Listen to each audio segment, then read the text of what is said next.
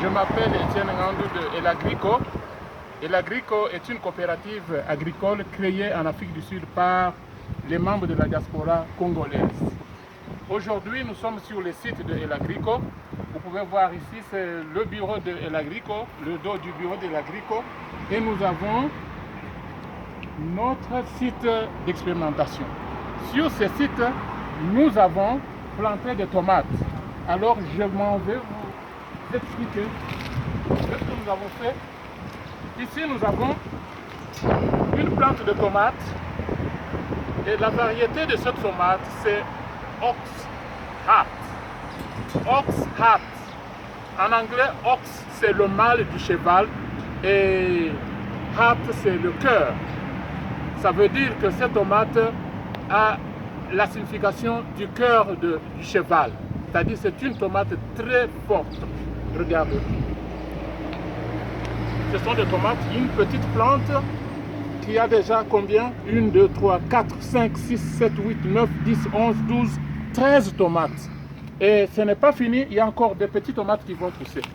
Et cette tomate a été plantée au mois de septembre. Ça veut dire au mois de septembre, la tomate a été transplantée dans ce sol ici. D'abord, avant d'être transplantée, nous avions semé les grains au mois d'août. Pourquoi au mois d'août? C'est parce qu'ici en Afrique du Sud, au mois d'août, nous étions capables d'atteindre le degré 25 degrés. Parce que les grains peuvent facilement pousser entre 20 et 25 degrés. Au mois de juillet, la température est basse. Alors nous avons planté les grains dans les pots et après 5 semaines à peu près, au mois de septembre, nous les avons plantés ici dans le sol. Et qu'est-ce que nous avons fait pour planter? Nous avons carrément fait un petit trou où nous avons mis on a mis du fumier, on y a mis aussi de NPK. NPK c'est un fertilisant qui contient de l'azote, qui contient du potassium et du phosphore. Nous avons mis un peu ici. Et puis, au même moment, nous avons mis un piquet qui est accroché ici, qui accroche ou bien qui supporte la corde.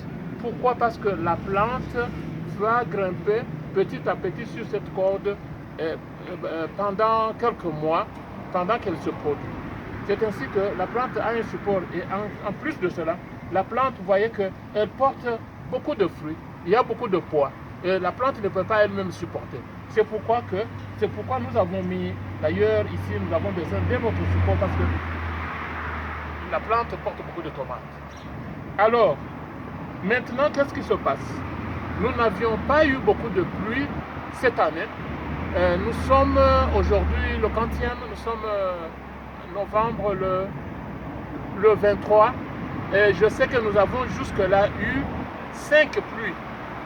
5 pluies, voilà, les tomates se sont réjouies. Mais comme maintenant je vois les tomates ont des feuilles qui sont sur le sol, je dois les couper. Je dois couper toutes les feuilles qui touchent le sol pour empêcher que les microbes, les virus qui sont dans le sol et surtout les microbes ne puissent se transférer sur la tomate. Je vais voir d'abord cette tomate, comment elle est. C'est une tomate, je vais voir,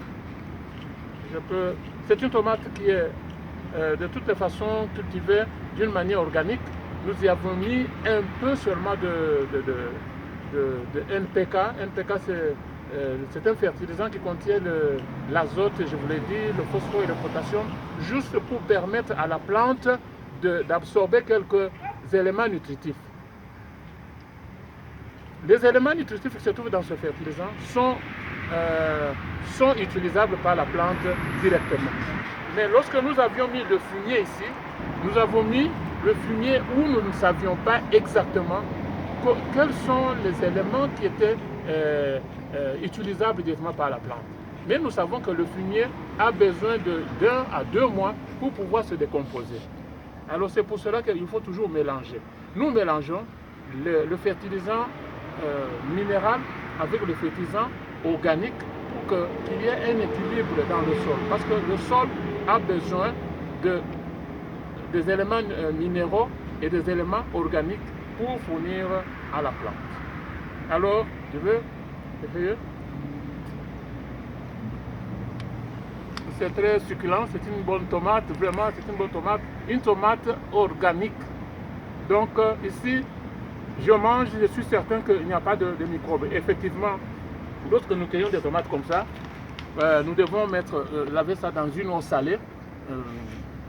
Pendant quelques temps, mettre dans une eau salée, peut-être pendant 10 minutes, pour que s'il y a des parasites au-dessus, peuvent être tués par l'effet de l'osmose. Voilà ce que j'avais à vous dire pour aujourd'hui. Je peux encore ajouter que cette tomate est de la race de Oxheart. Oxheart est une tomate qui ne pousse pas trop en vertical, ça pousse beaucoup plus en horizontal. C'est une tomate chétive. C'est une variété qui est capable de porter des grosses tomates. Je peux me déplacer un peu avec vous pour qu'on puisse voir s'il y a d'autres plantes qui ont des tomates beaucoup plus grosses. Voilà, ici nous avons une petite plante qui porte 1, 2, 3, 4, 5, 6, 7, 8, 9, 10. Donc c'est 10. Là-bas c'était 12, ici c'est 10. Vous voyez que presque toutes les plantes ont porté porte beaucoup de fruits. Comptez encore ici, 1, 2, 3, 4, 5, 6, 7, 8, 9, 10 des grosses tomates. Il y en a encore d'autres ici. En grosso modo, une plante de tomate telle que vous la voyez ici, si elle est bien entretenue, elle peut produire à peu près 20 kg de tomates. Et imaginez sur cette place, nous avons à peu près, si je peux compter, 1, 2, 3, 4, 5, 6, 7, 8, 9, 10, 11, 12, mettons 12 fois 5, ça fait 60 plantes. Avec 60 plantes, nous sommes capables de produire une tonne, 1,2 de tomates. C'est déjà quelque chose. Et vous voyez, le fil est attaché à un support. Et au-dessus du support, nous avons mis le net. Le net, c'est un filet. C'est un filet à 40%. Ce filet protège la tomate contre les pluies torrentielles ou contre les glacières, les grêles. C'est ainsi que nous mettons ça pour protéger, sinon ça va blesser le corps de tomate. Alors merci, je pense que c'est ça que j'ai voulu vous présenter aujourd'hui. Mais vous pouvez voir à côté de la tomate, il y a d'autres plantes. Ceci, c'est ce qu'on appelle, on appelle le spinach, mais ce n'est pas le spinach. Ceci, c'est le Swiss chard ou bien le chou de Suisse. Alors nous avons mis ça pour qu'on puisse quand même utiliser la place qui est à côté là-bas. C'est une plante qu'on a déjà utilisée. On a pris beaucoup de feuilles pour manger et ça va continuer. Et à un certain moment, nous allons enlever ça et la tomate va continuer. Ici, nous avons une plante de Amaranthus qui était aussi plantée à côté. Bon, maintenant, comme la tomate est en train de pousser, nous allons devoir l'enlever parce que déjà, elle est grosse, elle a déjà fait son temps, elle a déjà produit. Et ce que nous allons faire, peut-être demain, nous allons devoir enlever toutes les petites plantes qui sont en dessous de la tomate. Vous voyez que cette tomate est en bas. Nous devons venir pour pouvoir supporter encore la tomate avec un autre support afin de ne pas permettre aux tomates de toucher le sol. Voilà. C'est un travail que nous avons à faire et de couper même les branches qui touchent le sol. Et nous devons arriver à protéger ces tomates avant qu'elles ne tombent sur le sol. Pour le moment, je pense que la solution serait de faire ça, d'attacher ceci, pour que la tomate ne puisse pas tomber. Alors, voilà. Merci beaucoup d'avoir utilisé votre temps pour regarder notre vidéo. Je vous rappelle que je suis de El Agrico. C'est une coopérative agricole, élevage et agriculture en coopérative créée en Afrique du Sud par les membres de la diaspora. Si vous êtes intéressé, vous voulez avoir beaucoup d'informations sur ce que nous faisons sur le site, alors vous pouvez carrément me téléphoner à plus 27 82 524 73 75. C'est ça mon adresse. Ou bien vous pouvez carrément envoyer un email à info@elagrico.co.zd ou encore en français, je peux dire info@elagrico.co.za. Voilà, je vous informe que nous sommes en train de préparer un cours qui sera gratuit, un cours sur 20 projets d'agriculture qui seront vraiment très intéressants. Nous allons vous informer sur la date du commencement du cours qui sera probablement en décembre pour que nous puissions aider nos membres de la communauté qui peuvent se lancer dans les activités d'agriculture en République démocratique du Congo.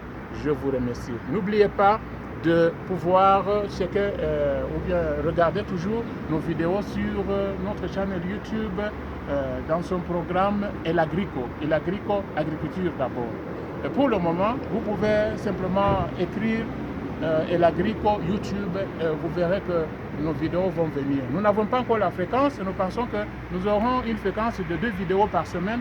L'une des vidéos sera le dimanche, l'autre sera pendant la semaine. Merci et je vous remercie.